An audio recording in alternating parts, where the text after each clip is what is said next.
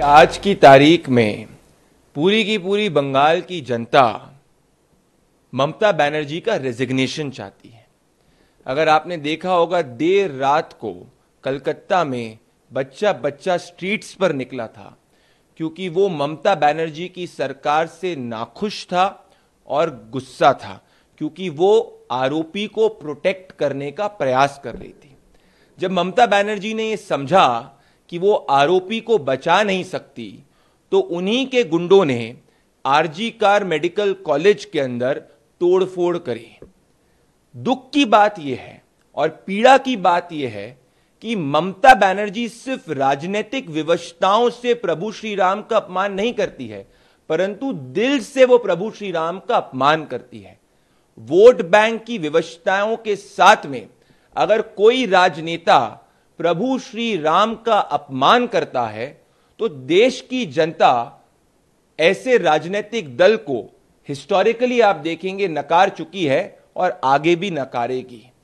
पर इससे बड़ी बात यह है कि पूरा का पूरा इंडी अलायंस, जो प्रभु श्री राम को एक समय पे डेंगू मलेरिया एड्स से कंपेयर करता था, आज वो सब ममता बनर्जी के साथ में इस एंटी हिंदू नैरेटिव में खड़े हैं। बंगाल की जनता, भले वो हिंदू हो, मुस्लिम हो या किसी भी धर्म का हो, वो ममता बनर्जी से पूछ रही है कि बंगाल की बेटी की रक्षा वो क्यों नहीं कर पाई।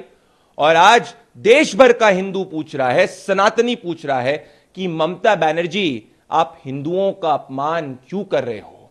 क्या हिंदुओं का अपमान करना आपकी आदत है?